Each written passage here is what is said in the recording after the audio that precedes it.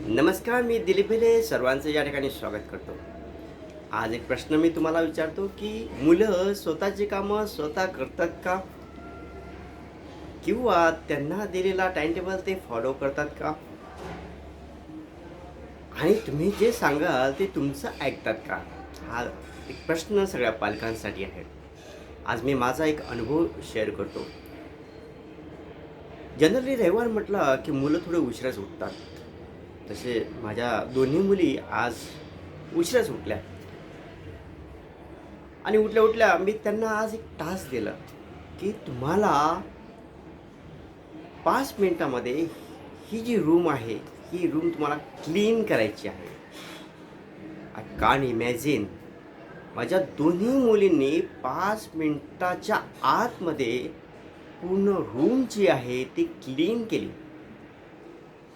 म्हणजे मला विश्वास बसला नाही की 4 मिनिटाच्या आतमध्ये माझी जी रूम होती, माझा जो हॉल होता, तो अक्षरशः एवढा क्लीन करून ठेवला होता की एकही सामान अस्ताव्यस्त पडलेलं नव्हतं.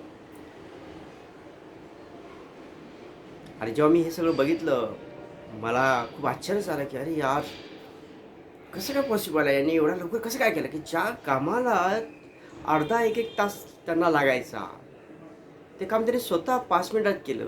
स्वतःचा बेड उचलणे, स्वतःच्या अंगावर घ्यायचं जी चादर असतात त्याच्या घड्या करणे, चटई ते उचलून ठेवणे, पुस्तकं व्यवस्थित ठेवणे, म्हणजे एवढे सगळं कामं त्यांनी 5 मिनिटाच्या आतमध्ये करून टाकलं.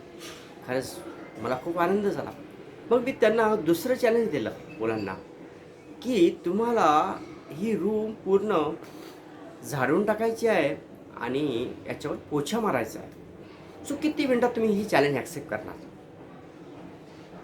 Now you can't imagine. माझ्या दोन्ही मुलींनं 10 मिनिटाचं चॅलेंज दिलं की 10 मिनिटाच्या आतमध्ये आम्ही हॉल, बेडरूम आणि सगळ्या रूम ज्या आहे त्या आम्ही क्लीन करून दाखवणार. ओके. आणि नंतर त्यांनी कामाला सुरुवात केली. सो मी एवढा आश्चर्यचकित झालो की 10 मिनिटाच्या आतमध्ये सगळी रूम क्लीन होती. झाडू पोछा मारून एकदम व्यवस्थित करून ठेवली होती. आणि ज्यावेळेस आई बाथरूममधून बाहेर आली, सो शी सरप्राईज, अरे आज कसं काय झालं? की यांनी गाद्या स्वतः उचलल्या, क्लीन केलं, झाडू पोछा मारला, की ज्या कामाला एक एक तास लागायचा, जे कामं स्वतः आईला करावी लागत होती, ती कामं आज मुलांनी स्वतःहून केली.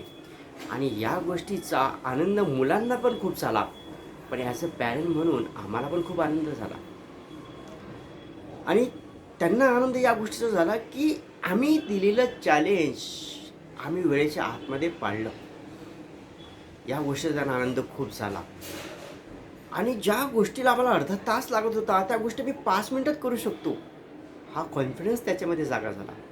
जर तुम्हालाही तुमच्या मुलांमध्ये असे बदल घडवायचे असेल, तर त्यासाठी खास पॅरेंटिंग टिप आम्ही तुम्हाला देणार आहे.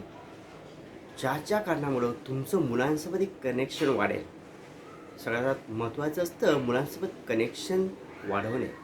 एक वेळा तुमचं आणि मुलांचं कनेक्शन झालं ना, तर मुलं तुमचं ऐकतात. त्यांना जबरदस्ती करण्याची गरज पडत नाही.